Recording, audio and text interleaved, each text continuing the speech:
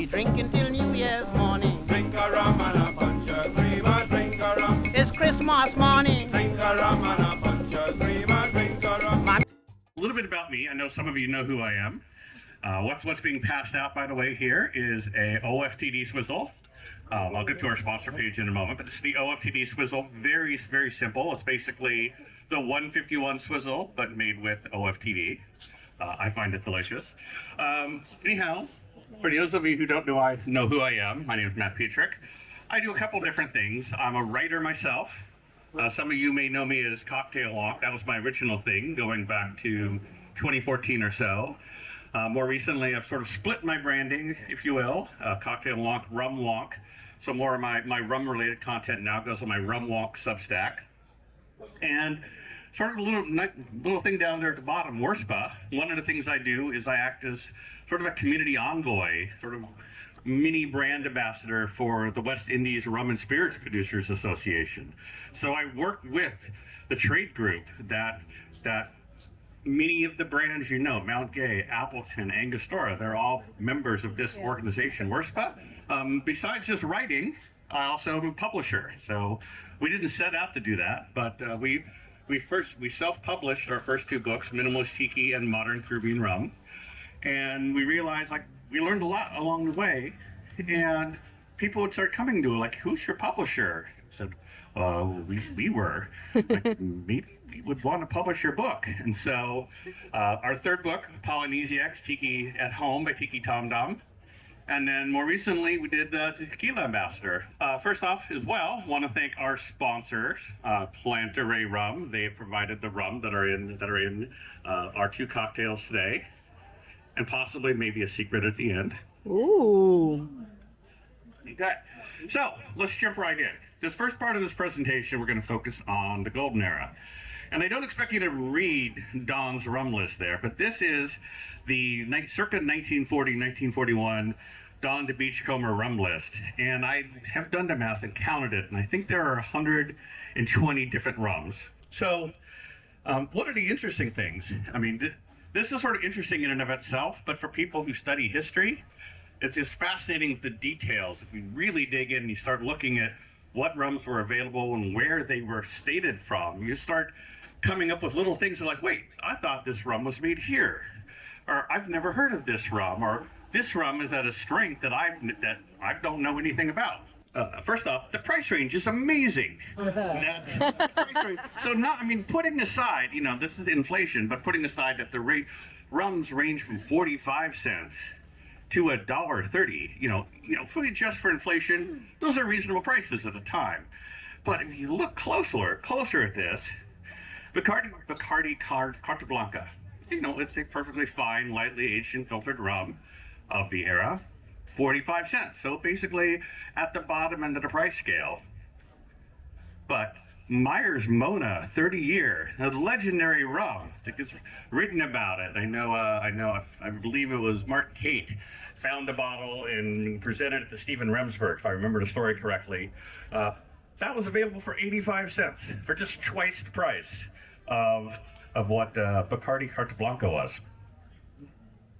Also, Lemonheart 28-year Jamaica. And again, this is what I mentioned earlier. You're like, what? I thought Lemonheart was Demerara rum. But for many years, Lemonheart was just a British brand. They were blenders. They were, the layman heart. So they had no particular affinity for Demerara rum versus Jamaican rum or whatever. They sold what people wanted. So a 28-year-old Lemonheart rum was available for $1.05, or about a little more than twice the price of your Bacardi Carta Blanca. So these were golden days for rum back then. If you were ahead of your time and were a rum consumer, this was a golden era. But I got a dumb question here. The question is, I'm going to ask it anyhow. Did all these different rums get used? Was Don de Beachcomber actually blending from this vast palette of 120 different rums? Maybe. We don't know exactly, but there are some clues we can pick up along the way to answering that questions, and perhaps learning a few things that we may end up seeing reflected in today's tiki rums. Question for you. here are 6 classic tiki recipes. Did anybody notice a particular pattern? Is there any pattern, any commonality? Puerto Rican rums. Jamaican, actually. Jamaican rum. Yeah. And all 6 of these recipes use Puerto Rican rum. And as well, you notice that all of them, Puerto Rican rum in conjunction with something else. Puerto Rican rum and Jamaican rum, Puerto Rican rum and Demerara rum, Puerto Rican rum, Jamaican rum, and Demerara rum. And I would love one as well. Yeah. But I'm not going to say there were no tiki cocktails that use Puerto Rican rum exclusively. But given this sort of flavor profile, lighter flavor profile, there may have been like a daiquiri or something on the menu. Thank you, sir. Cheers, everybody. Cheers. Cheers. Again, these lighter style rums may have been used all by themselves in a few cases, but in most cases they were part of a bigger, what Don would have called a rum rhapsody. But the table shows U.S. rum imports coming to the United States in 1944, 1945, 1946. So, as historians, we maybe have to throw out 44 and 45 because wartime years always screw up the statistics. If you see like how much rum was made in this country or in this island or whatever, wars, World War I, World War II, always completely botched up those numbers because the big parent countries are like, stop what you're doing, make this instead. Like in France, for example, all of our alcohol is going for this, so we're going to start bringing in rum from the islands to make up for what we're not making domestically. So we've got to kind of ignore, in this context, ignore the wartime because it's an anomaly. But by 46, the war is over. Things have hopefully returned somewhat to normal, and we're now well into the golden era of tiki. And we see imported rums from Mexico, Central America, Cuba, Jamaica, Haiti, Trinidad, blah, blah, blah. That's table 6. Table 7 down there in the bottom has imports from Puerto Rico and the U.S. Virgin Islands.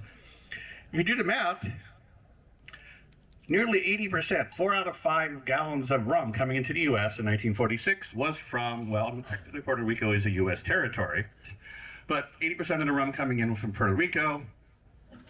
Another 11% from the USVI. So 90% of the rum coming into America, and again, this is American numbers, not what was going into England or France. 90% of the rums coming into America was from its own territories and of a particular style of rum, a lighter column still rum, the Don Q's, the Bacardis, or whatever. In terms of Cuban rum, because again, this is pre-Castro, so Cuban rum, yummy, 4.7% coming in. And 3%, only 3% of the rum coming into the U.S. is just Jamaican rum. And and I have this fantasy that Don and Vic and all their imitators were using all of the Jamaican rum. That 3% was all being used for tiki. I put myself to sleep at night hoping that this was true. Interestingly, 0.5 British Guyana now is Guyana Demerara rum. Only half of 1%. Of that was British Guyana rum, et cetera, et cetera. So it's kind of this interesting dichotomy where if you look at what was available in the U.S., mostly like Puerto Rican rums, but when we look at these old classic recipes, the 3 dots and a dash, the Mai Tai, they're all talking about Jamaican rum, Demerara rums, Martinique rums, et cetera, et cetera. So they're sort of like the tiki people are at odds with what are readily available to the mainstream consumers. And and it would be fair to, logical to assume that these small amounts of tiki rums, most of it was being used by tropical bars in that era. Why so much Puerto Rican and USVI rum? Well, there's this great ad I came across that sort of makes it really clear. It says, this is a Ron Rico ad. It says, it isn't often that an imported luxury liqueur flaunts a low price. Ron Rico does so without apology because its economy is made possible only by duty-free importation from Puerto Rico. Ron Rico's only shortcut is that it comes through Uncle Sam's family entrance instead of paying admission at the tariff gate. And this was from 1948 or so. it's still true today that, oh, thank you. Yeah. This is still true today. The vast majority of rum coming into the U.S. is from Puerto Rico USVI because one thing, the Bacardis of the world, the Don Q's of the world, the American producers on those two islands, they essentially get a tax rebate on their taxes they pay. That's a whole other topic to cover over, which I could easily do a topic on, but that's a very modern day topic. But the point is that people, we forget sometimes the USVI and Puerto Rico are part of America, and it's always natural for a country to favor its territories. In the same way that the U.S. favors its territories and its rum makers, same thing happens in France. The French rum makers in Guadeloupe and Martinique, they basically get a tariff reduction or tax reduction. They have a quota system, so each island and each producer is allowed to bring in so much rum into France, mainland France, without paying the same amount of tax that an Appleton rum coming into France would pay. Further evidence of this is this is the Mai Tai rum purchase of 1957. I also have the purchase records from 1958 as well, thanks to Swanky. And again, it's one of those things that's it's kind of interesting, to the casual observers, kind of interesting, like I've heard of that, I've never heard of that. But again, I'm a data nerd, and these are basically, these numbers here are number of cases per each month, total over there. Many of those rums you've heard of, many of those rums you have not heard of. I did the math. I did the research to take these rums, go figure out the ones I didn't know, figure out where they were from. So, for example, very bottom in Lightbourne, Barbados, that where it tells you it's Barbados, but other ones they don't tell you. But I did the math, figured out where each of them came from, put it in a spreadsheet, because I love spreadsheets. And what we learned is that Puerto Rico USVI rum, 60%. So the Mai Tai itself, the prior slide was all rum coming to U.S. Here we have a Tiki temple. We have a large-scale Tiki temple using 60% of the rum that they're buying is light Puerto Rican and USVI rum. 27% of those Jamaican rum. It's kind of what we expect. Like Jamaican rum is the backbone of these classic golden era drinks. Demerara rum is 12%. I would have thought Demerara rum would be higher, and only 2%. With 2% of these rums don't fall into basically American rum, Jamaican rum, or Demerara rum. It kind of makes sense that these Jamaican rums, these Guyana rums, the Demerara rums, they're kind of expensive, and also they're kind of polarizing to some people. Most of us love them, but if you're first time at a tiki bar, you've never experienced full throttle Jamaican rum, maybe an all Jamaican rum cocktail might be a little overpowering for you flavor wise. So you can dial that back. This is blending. Some of the basics of blending is getting the flavors you want and at the right level for people drinking it. So using a relatively lighter rum, less flavor forward rum, to stretch out your more heavy-bodied, flavorful rums that are also more expensive, it kind of makes sense that this was the light Puerto Rican rums, USVI rums, were sort of like the backbone, and then the Jamaican rums, Demerara rums, and whatever else they might have used were more of the accent flavors, but that you notice. So I have the 1958 rum purchases. And in there, the percentage of American rum, Puerto Rico USVI rum, goes up even higher, more like 80%. Let's now look at a little bit of some of those sort of canonical rums, the sort of the legendary rums. So the first would be Lemon Heart 151. And I know Dr. Wondrous and I have conversed about this from time to time. But the earliest example we can tell of something that we would recognize as a 151 rum is actually not called 151. Going back in Canada, of all places, there were rums from a Hudson Bay company going back at least to the early 1900s, 1910 or so. There were rums that were advertised as Demerara rum 32 degrees overproof. That over 32 degrees is the British proof system. If we take the British proof system and we convert that number into American proof being twice the ABV, 32 degrees overproof in the British proof system works out to 75.5% ABV or 151.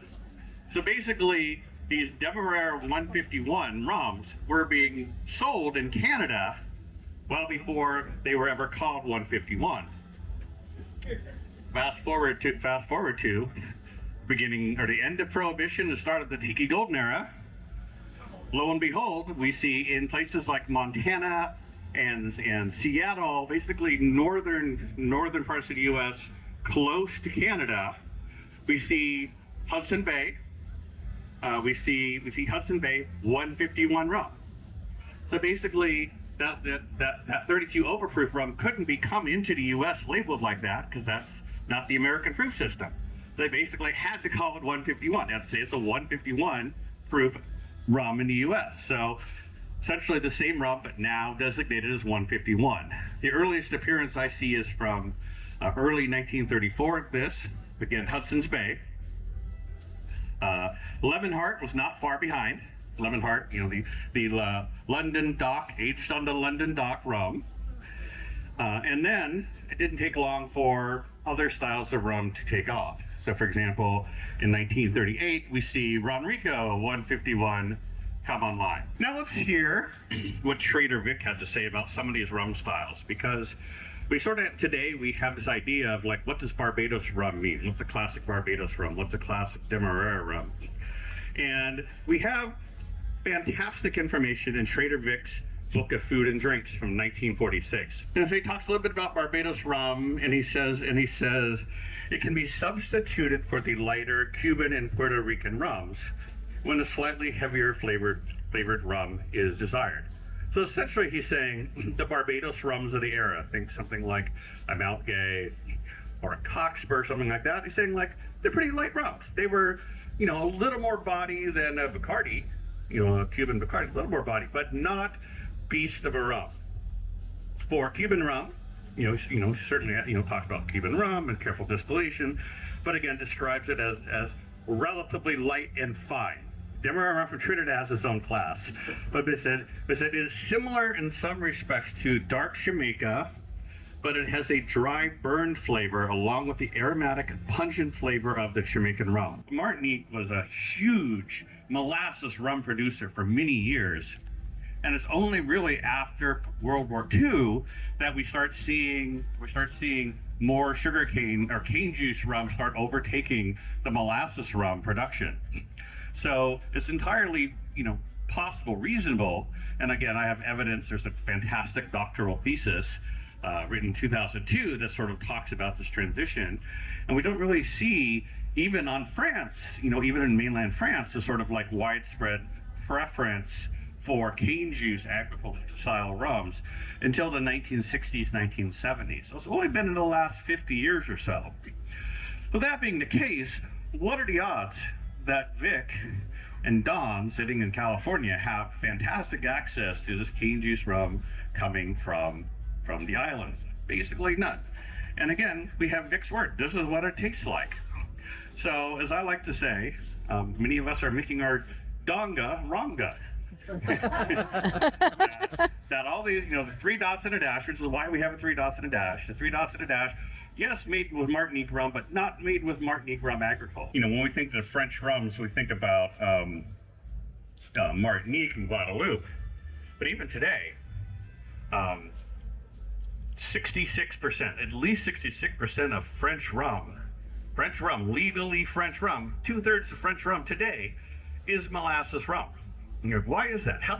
No, I've been to Martinique, I see all these cane juice distilleries. I've been to Guadeloupe, I see all these cane juice distilleries.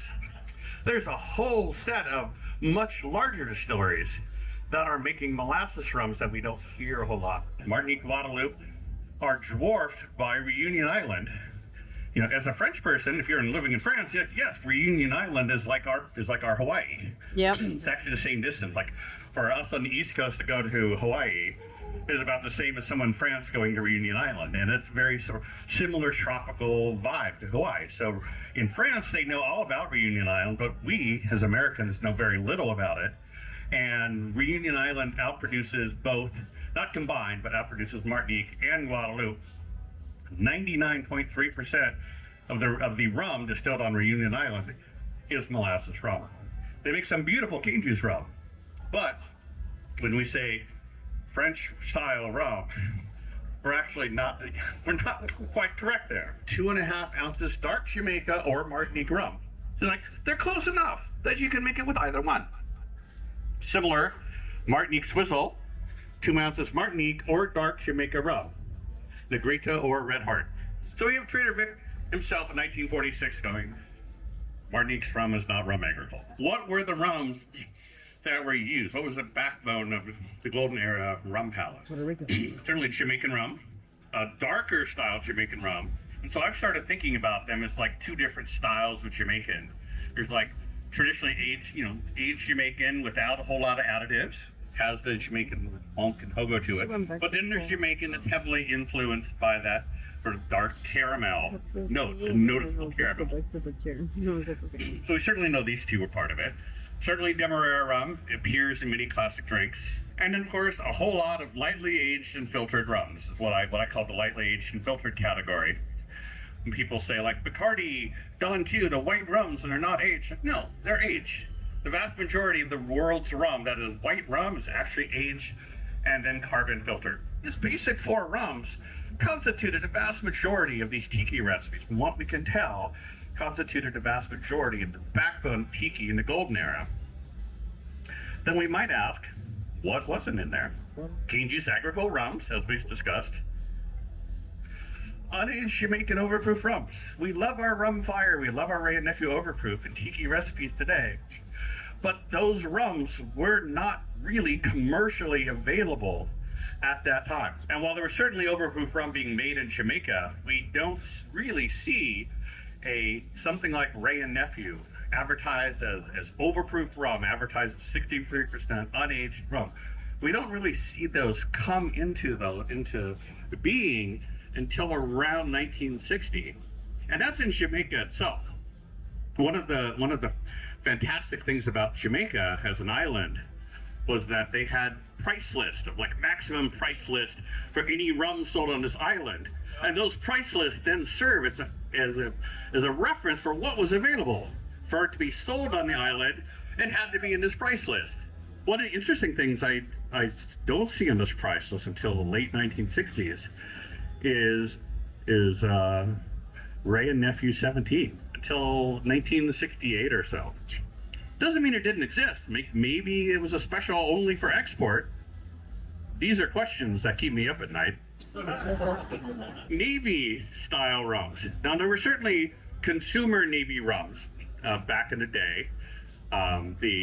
Pre-Pussers, there were like Caroni Navy rum. There were rums advertised as Navy rums that were not actually made by the Navy. Rums. They were in the style of the Navy, and they would use most of the Navy rums would have been Demerara rum. But there were no Navy rums as we know them today. We don't see these recipes calling for Pussers or other Navy rums. Today, when we say Navy rum, people think, oh, a blend of Jamaica, Trinidad, Barbados, Guyana. We don't see those being specified in the recipes. We also don't see much in the way of spiced or flavored rums. So, and I'm not using that pejoratively. I love the hell out of Stiggin's Fancy, but at the end of the day, it is a flavored rum. Again, go through all of the recipes, all the work that Jeff Berry and others have done to uncover these recipes. We don't see spiced rums referenced. We don't see flavored rums as a base for these recipes. So John Atkins is asking, don't you think this was because bartenders wanted to flavor them themselves? I think absolutely.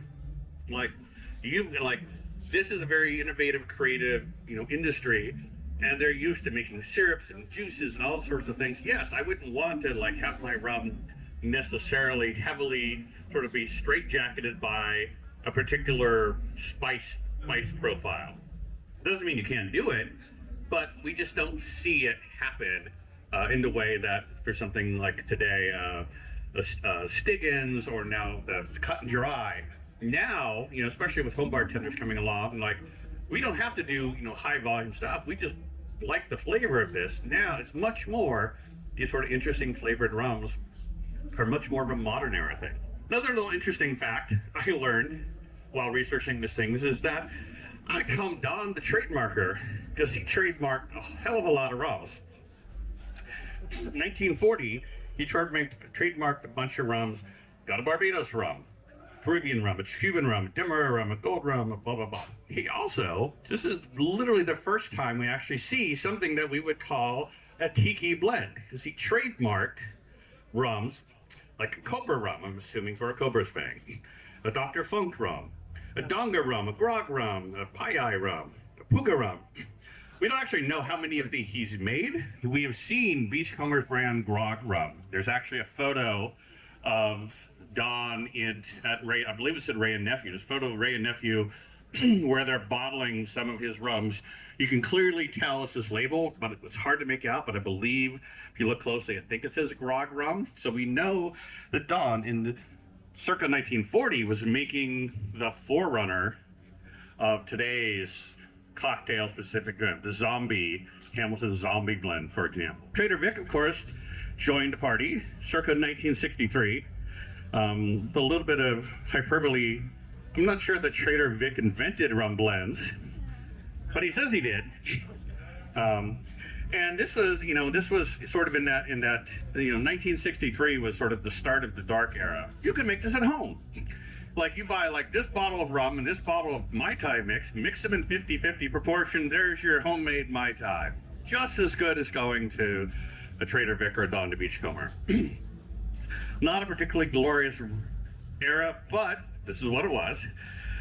Vic had two different rums. There was a Mai Tai rum and a Navy Grog and Punch rum. So Don wasn't quite as prolific as Vic was not as prolific as Don was in making 30 different rums, but he had them.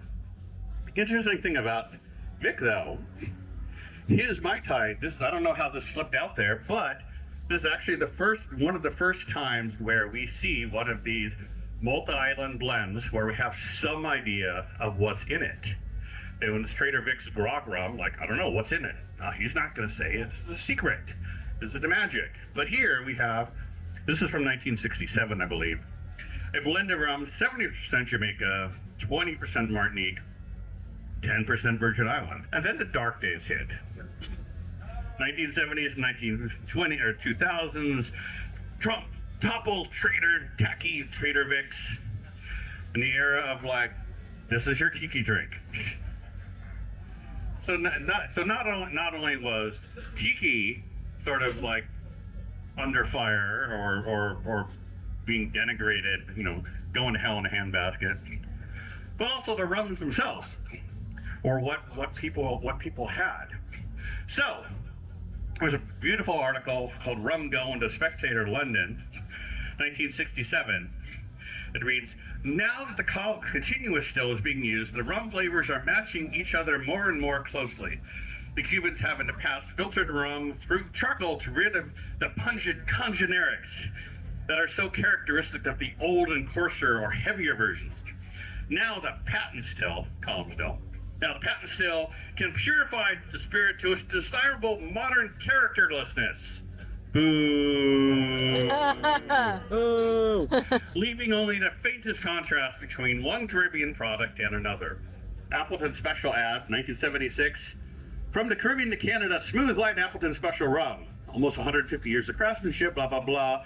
You'll never lose its subtle taste and delicate aroma, no matter what the mix. No, I don't want a Jamaican rum. I don't want a subtle taste and delicate aroma. I want to be smacked across the face with my Jamaican rum. The Tiki revival came along. Yeah.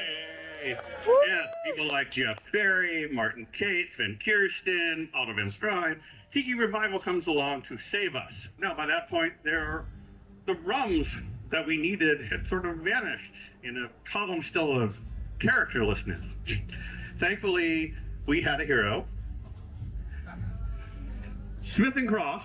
I'm not going to say it was a Tiki rum per se, but it was the rum that brought back for many people. Oh, we myself needed. included, it was like, oh, here, there's a Jamaican rum worth doing something with. Thank God for Dr. Wondrich in pushing our first real sort of modern era, authentic style Jamaican rum. So round of applause for him. Woo!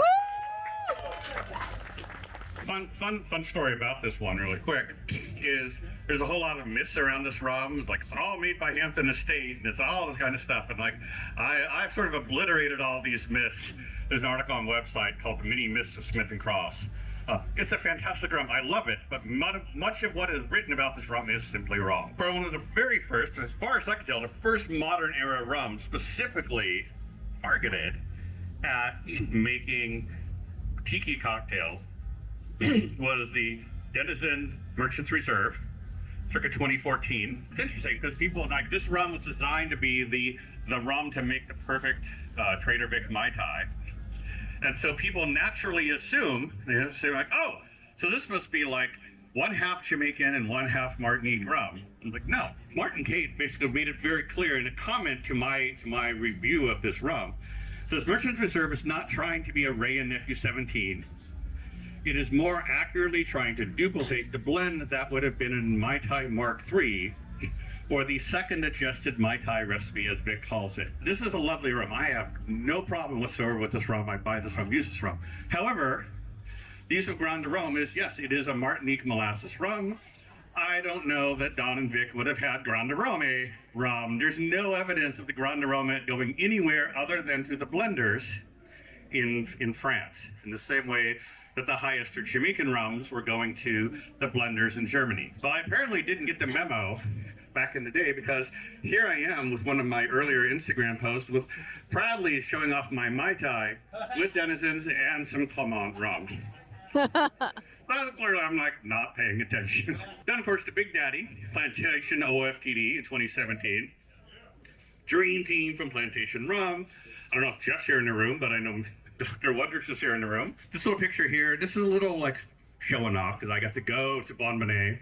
Probably the same room that you were sitting in, but go there and actually taste a deconstructed OFTD. And each one of those rums is like a powerhouse that when you throw them in together, it's amazing. Interesting quote from Paul McGee when I wrote about this. Based on our prior conversations, there were blends with young rums from Guyana, high ester Jamaican rums, Grande Rome rums from Martinique. All the samples are good, but two stood out from the pack. After everyone pled their case for their favorite blend, David said, why don't we add some of that Bajan rum back in? 5 minutes later, Benjamin returns to the office with a new sample, including the Bajan. That was it. It was finally unanimous. The Bajan rum was the bridge that linked the Demerara and Jamaican rums. If you think about this, this is sort of like harkens back to those classic golden era tiki recipes. Little Jamaican, little Demerara, something a little lighter to sort of stretch them out, blend them together. So everything old is new again. Then in 2021, So we good. have the Hamilton Beach Bumberry blends. Again, this is sort of harkening back to 84 years prior. Don making his own, like, here's a cocktail-specific blend. The Hamilton Navy Grog rum is a blend of 6 rum marks from Jamaica, from Guyana, Trinidad, and Jamaica. By 2021, now we're starting to see more and more people, more and more rum companies, rum blenders are like, hey, there's a market out here. Like, we can make a very specific rum tailored for a very specific market, and it can be profitable. It's worthwhile. 2023, last year, we get the Appleton Legend, which is their attempt to remake what was the Ray and Nephew 17 of the era. I love this little quote, but unbeknownst to the rum community, Appleton had actually distilled and laid down the marks in 2005 with the intent of recreating the fabled Ray and Nephew 17. And I'm not going to say that didn't happen, but I'm going to say that's some really amazing foresight in 2005 when Smuggler's Cove is not open, Smith and Cross is 4 years out, but in 2005, according to the Appleton, they had the foresight to specially redistill 4 marks that they did not make and lay them down with the express purpose of waiting 17 years to create this product, of which there will only be, like, I don't know, like 2,500 bottles or something like that. That's forward thinking on the part of the rum brand. Interesting fact about Ray and Nephew 17. Earlier I had mentioned that I did not see it on the Jamaican rum list, the Jamaican price list, but I do see it. By purposely, it was small type, so you couldn't see it before. But on that 1939 or 1941 Don the Beachcomber rum list, J. Ray and Nephew Special Reserve, 17 years old, bottled exclusively for Don the Beachcomber. Like, wait a minute. It was Trader Vic who did this. You're saying Don had it 7 years? If you'll believe this, Don had this 7 years before Vic thought to pull it down from the shelf in his bar at Oakland. So, last but not least, the newest and most modern Tiki rum blend Awesome. is the Mai Kai rum. Now I've arranged, thanks to pulling in some favors, Thanks, Matt. to bring us the Mai Kai blend. I would like to hand it over to Mr. Burr for a moment to tell us about it. So your Mai Kai had that little hole in the roof thing. Little. It's going to take about 3 weeks to fix it. It's been 3 years, I think. But the good news is, those of you who know who did the tour, every bit that's been done has been done incredibly well. And it's just going to take time to do it all really well. So we're hanging in there. In the meantime, Bill Fuller said, over the years, the Mai Kai cocktail team was, of course, they couldn't find the old rums they used in the beginning. And they were doing different interesting things to come up with some rum. So the idea was floated, why don't we take control of this thing and let's produce our own rum. And so rum number one had to be something that was the heart and soul of what they were doing in the beginning. And so how do you go back in time? Well, there was a secret project going on in Barbados at the time, an expression called Jaws. Ooh. Anybody heard of it? Yep. Oh, yeah. Yep. So the question was, why can't you go back and make high ester, long fermentation rum in Barbados? Just because no one has done it for a while. They used to. So the experiment was a great success. And what we said is we wanted that Jaws as a unique component in this rum that nobody else had. And so you could try to make drinks made with this rum, but kind of good luck. And then the next thing we did was we added a component of old Long Pond rum. Yum. So you're not going to find a rum that has Jaws and Long Pond old aged rum in it. So right now I think we're sitting here with a pretty unique rum. And this rum is not cheap. This rum is going to be $49 for the liter probably, right? Which is equivalent to maybe $37 if you had a 750. It's not the most expensive rum you're going to buy. It's not the cheapest. But I think it might be the most expensive base rum at any Polynesian tiki bar. And then it was decided also, this is going to be something that's going to be sold to everybody who visits. So you'll be able to go in the gift shop and be able to buy your own. So Oh, that's awesome. I had this vision that the first 300 people to come into the Mai Kai when it reopens are going to each have 25 people who know they're coming. And they're going to try to carry out 4 cases each. Literally. Yep.